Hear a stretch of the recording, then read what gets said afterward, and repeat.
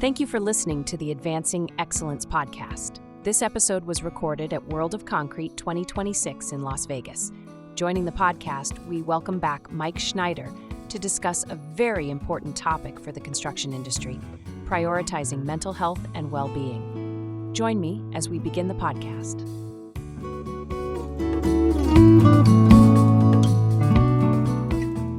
Hello everyone, coming to you from World of Concrete in Las Vegas. Thank you for joining the Advancing Excellence podcast. I'm your host, Janice Kleins, and joining me is Mike Schneider. You may remember him from our previous episode, Building a Safer Future in Construction. Now leading Michael Schneider Consulting LLC, Mike continues to drive innovation and productivity in the field and currently has a passion for addressing mental health crisis in construction. He also serves on the board of PRO, an ACI Center of Excellence for Advancing Productivity, championing advancements in concrete technology and processes. He is also on the board for NEW, an ACI Center of Excellence for Carbon Neutral Concrete, and he's also the current chair for the ACI Foundation. Mike, welcome back to the podcast. Janice, thank you. Look forward to this. This is the subject of mental health and well-being is very important in our industry today. I couldn't agree more. We are just starting to realize the depth of the challenges that we have. So that leads me to my first question. Why is mental health such an important topic in the construction industry, and what unique challenges do workers face? So the challenge we have is mental health has always been a taboo topic within our industry. This is such it's a male-dominated, macho industry, and historically, men do not talk about their feelings. We don't talk about it. And there's a stigma that's attached to talking about mental health. And again, there's a whole list of cliches. Real men don't cry, suck it up, buttercup. There's a whole bunch of things that we all learned as we were growing up, and we have kept all that bottled up inside of us. And part of the challenge that we have as an industry is how many people, there are 1,000 people that die every year in construction accidents. That number stays pretty steady over the past decade. And that's people that from falls, electrocution, struck by or against, 1,000 people. What most people don't realize is there are 5,500 people that die of suicide within the construction industry every year. Wow. 5.5 times more than die of the job site accidents. And if we take a look in my 50 years in the industry, the emphasis that we have placed on job site safety and the successes we have had, if we were to put even a portion of that energy into mental health on the job sites, we could have a huge impact. Okay. So you mentioned the stigma. I mean, the construction industry is often seen as tough and resilient. How do you break that stigma around mental health in this type of culture? So what we have to do is we have to normalize the conversation. And when I say that, we have got to start talking on our job sites about what the issues. We have to tell people that it is safe to be safe. It is safe to express what our issues are, and we have to do a better job as managers, as leaders, of knowing what to look for within our coworkers, because there are some signs that we can recognize in people that right now we don't do a very good job of looking at. Part of that, in the industry, many companies have got a requirement that every foreman have first aid and CPR training. We want them to recognize the signs of heat exhaustion and frostbite. We want them to see that. At any one time, statistics show that anywhere from 1 in 4 to 1 in 5 people are suffering from anxiety or depression on our job sites. And yet, most companies have no training program for their foreman or their supervision on what signs to look for. Right, that seems like it would be important to have. I mean, so my next question, what are like the signs that, I mean, what can supervisors do? How do they approach them? Like what What is there for them? So we had talked earlier about, in the safety podcast, about the importance of incident injury-free and building relationships with our coworkers. Right. A good foreman, a good manager is going to know his or her people, and you know what their behaviors are. And when you start to see changes in behavior, they start showing up late. They start making disparaging remarks about themselves. They start talking about nobody cares about me. There are some marked changes behavior-wise that you can see, and that's part of, there are mental health first aid classes, and those classes are very important. It's like first aid. You can go to American Red Cross or American Safety Council. Both of them teach very much the same material, a little different, but most people don't care what class. We just want them to know that they know about first aid. Right. So there's the same thing with mental health first aid. There's Vital Call, there's mental health first aid, there's several other companies that are out there. Which company you pick is not important. The important thing is that you do something. Right. And that you train your frontline supervision about some of the things to look at. Okay.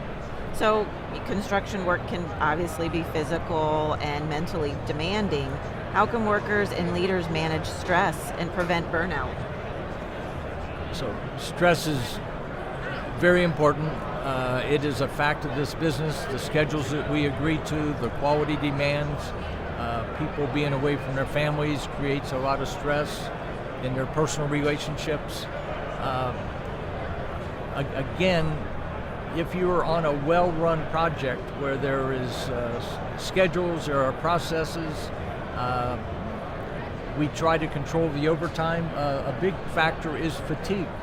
Okay. And so fatigue management is something that people are starting to talk about. And again, we have to give people time to be off. There are certain owners right now that are we're seeing requirements on job sites where they cannot work more than X number of days in a row.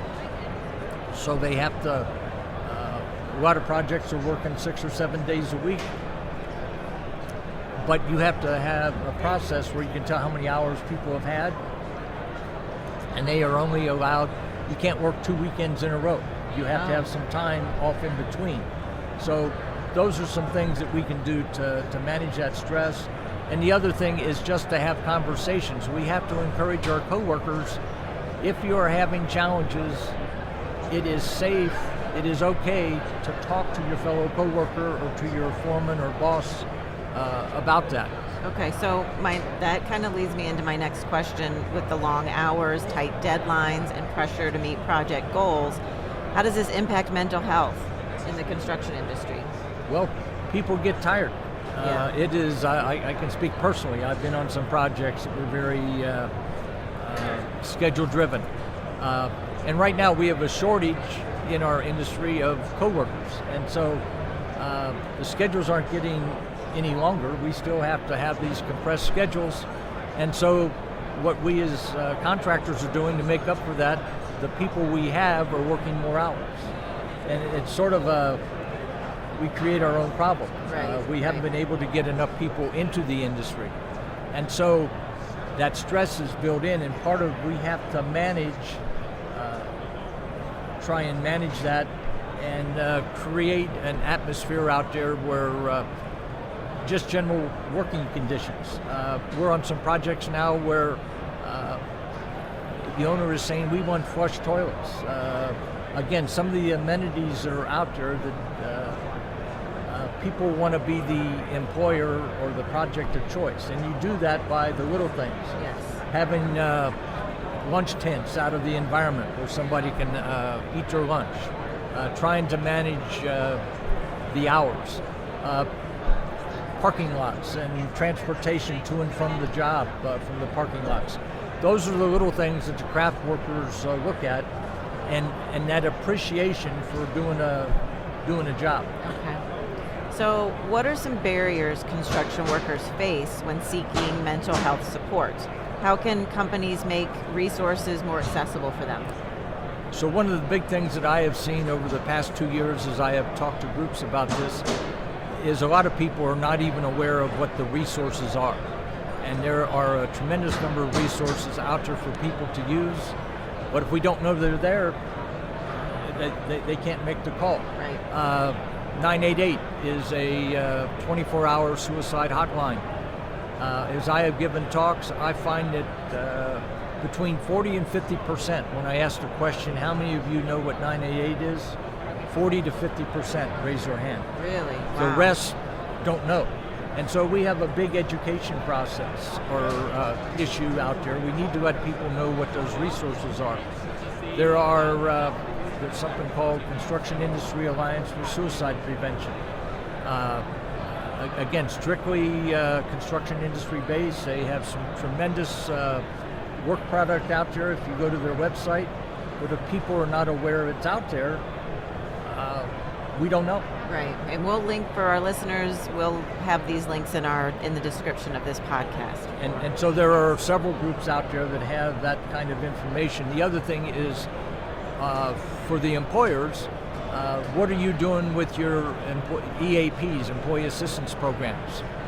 Historically, mental health has not been very robust, and so one of the things that some companies have had on mental health coverage is after 5 visits you're on your own. I don't know if anybody would tell somebody that's suffering from cancer that after 5 chemo treatments you have to pay your own. But with mental health we have done that, and so we have to become more progressive on the coverage.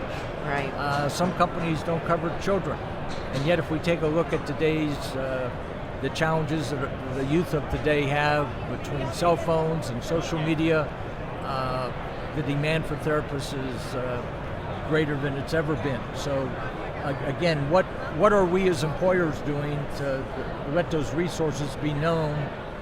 And just because they have the coverage, if the people don't know about it, right, they can't make the phone call. So then let's talk about like the construction leaders and supervisors. How do they set the tone for making this a priority for their team? Again, I would say that effective supervisors, and there's a big thing there with effective, but again, you have to care for your, show your concern. Right. There's a saying out there, they don't care how much you know till they know how much you care.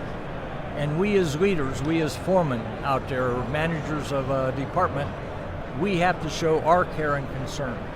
Okay. We have to treat our fellow coworkers with dignity, and we have to be accessible.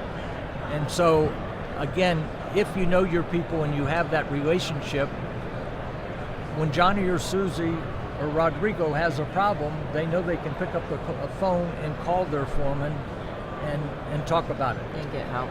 That's right. And part of what we have to do, a lot of people, when you ask, how are you doing, you're going to get, I'm okay. Yeah. Well, we have to peel back the layers of the onion. We have to ask some follow-up questions, and those are some of the things that are taught in this vital call or mental health first aid, is how you break down those barriers and get that person to talk. Right. And then part of what's going to happen as we start to talk as an industry, normalize those conversations, people are going to talk about the success stories. I had this issue and I was able to talk to so-and-so. Right. We have got to show more empathy than we typically show in order to make this work. So my next question, what steps can construction companies take to foster a culture where mental health is openly discussed and supported? I mean, is that something, I know the industry is, tough and... Again, it's a macho business, and we say, why does construction have one of the leading suicide rates? There's a combination of things. There's we already talked about the stigma. It's a macho business.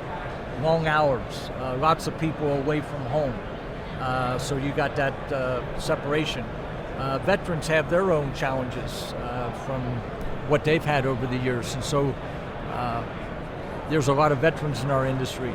So you take all those things together, and it's a perfect storm that is out there. So we have to start to before you can fix a problem, you have to know you have a problem. Right. And we as an industry, we've had our head in the sand. We have not talked about this till just recently. And now people are starting to talk about it. The labor unions are starting to talk about this. And as people start to talk about that, good things start to happen. Right. The iron workers, the union iron workers when I ask people what is the most macho trade out there,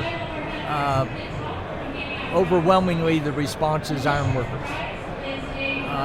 It's not coincidence that the highest suicide rate of any trade is iron workers. And the iron workers have recognized that, and through their training groups, through Impact, they are starting to address that, and every local is starting to talk about that.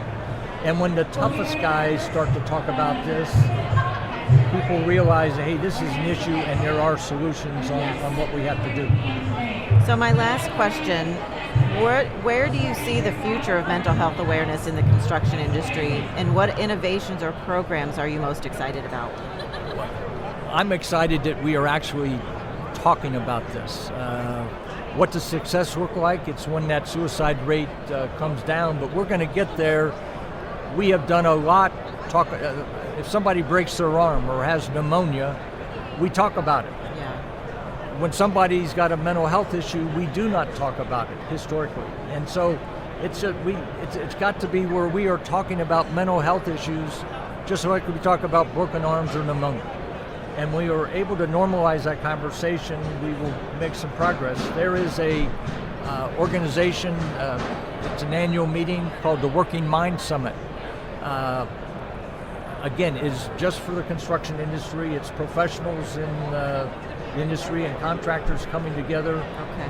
It is a tremendous program. I know I've been to 4 of those so far, and we'll be at the 5th coming up in Portland, Oregon. And it is amazing when you get people that are passionate about this subject where we have been. There are a couple of people in the industry I'd like to shout out to. Okay. A gentleman named Cal Byers, who has helped me a lot and is one of the pioneers in this arena. Sally Spencer Thomas and John Gall, who has done a lot of work with postvention. So when you do have a suicide, what do you do afterwards? Right. The other thing that I would challenge companies to have, we're all supposed to have crisis plans. Does your crisis plan address suicide? If there is a suicide on your job site, are we talking about it?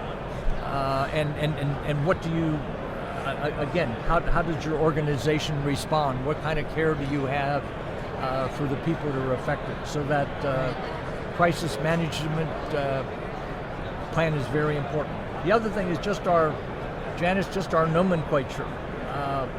We say people commit suicide. Do you know anybody that's committed cancer?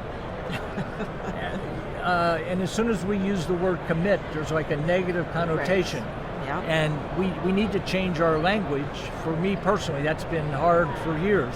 Yeah. For 70 years, I've been using the word commit, and I'm trying to say, so-and-so died of suicide. Yes, it seems better. Yes. Well, thank you, Mike, for joining me today. Thank you to our listeners. We are recording from World of Concrete. Please be sure to hit subscribe so that you never miss an episode. We will link all the resources that Mike discussed today in this podcast in the description. And until next time, stay safe, stay inspired, and keep advancing. Thank you, Mike, for joining me. Thank you very much, Janice, and giving me the opportunity to talk about this serious topic. It's an important topic. Thank you. Thank you for listening to today's episode of the Advancing Excellence podcast. If you have any comments or questions, please get in touch with us at info@aoeteam.com. Don't forget to follow AOE on LinkedIn at Advancing Organizational Excellence, and be sure to subscribe to this podcast so you never miss an episode.